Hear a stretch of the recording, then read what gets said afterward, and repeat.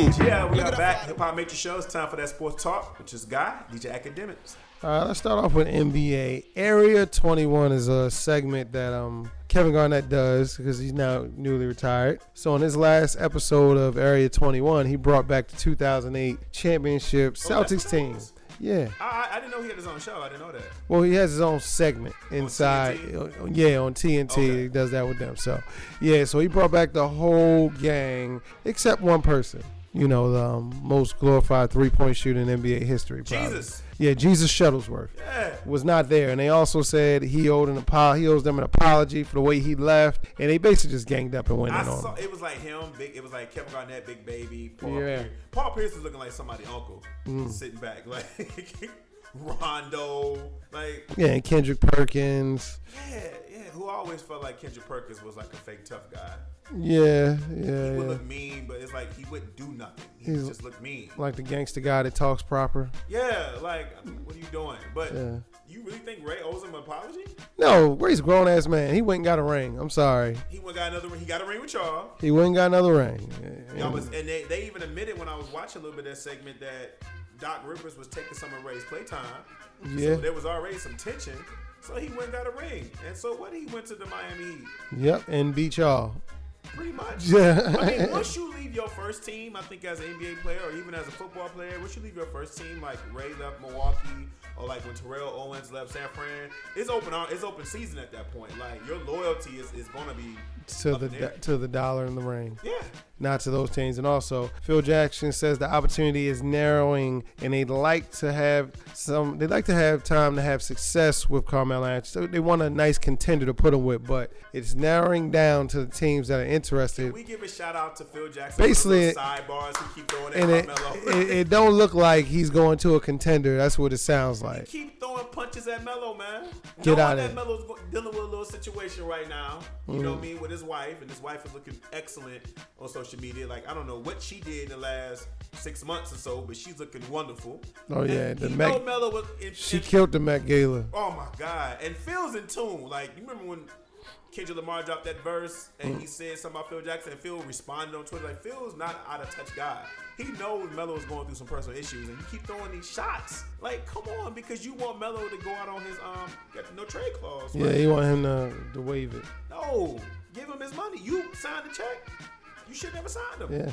And another president, or new president, LA Lakers president Magic Johnson says Big Baller Brand's dad will not affect the decision whether or not they choose to draft Lonzo Ball. The Lakers are at 3, right? And they still got to go through the lottery. I've always been confused on how that works. Like, you 3 and then you go through a lottery to see who's won or something like that? Well, they have the third most chances in the lottery because it's the amount of balls that you have in there, just like the real lottery. Okay. It's a legit lottery, so you never know.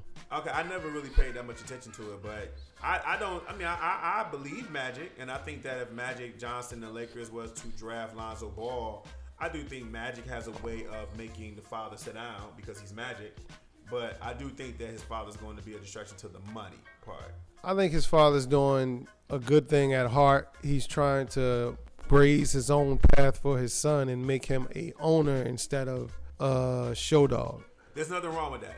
I don't think there's anything wrong with teaching your kids about ownership and things of that matter, but I think that he's going about it the wrong way. Like his comment about if you can't afford the baller brand, you're not a big baller. You don't never diss like customers. Like that's like rule 101. Like you never diss them. They're the ones who actually have to spend the money. True. I mean, he's going about it in the right way in a lot of ways. It's just rubbing a lot of the wrong people, rubbing the right people the wrong way. Yeah, but doing things the wrong way for the right reasons doesn't help no one, is what I'm saying. But I mean, I get that his love is there for his sons, but you can definitely tell that he's also trying to live like his life through them too. Of course he is. Yeah. But he has their best interest in mind. Yeah, because you talking about playing Jordan 1-on-1 that got nothing to do with your sons. I mean, I don't know. He probably could be Jordan right now. I mean, right now, yeah. I mean, right now. Right now. Triple fat double cheeseburger Jordan. Jordan lost some weight, though. Still wearing bell-bottom jeans. It'd be looking like Jordan. Like, yo, on this side note, you know how I really did not realize how bad of a dresser Jordan was when they showed all those memes of him. Yeah, he'd be having like super straight leg jeans, and they be I never realized baggy. They be looking crazy. I never realized, like even in the 90s. Like it wasn't that good. If it wasn't a sweatsuit, he was looking crazy. Yeah, that's true. He didn't have a Nike sweatsuit on. He was looking crazy. Hey, well, LeVar Ball probably a better dresser, even with his jumpsuit and hat. Probably. And speaking of Jordan, the return of Jordan crying face is back, and they put it on the beard of James Harden.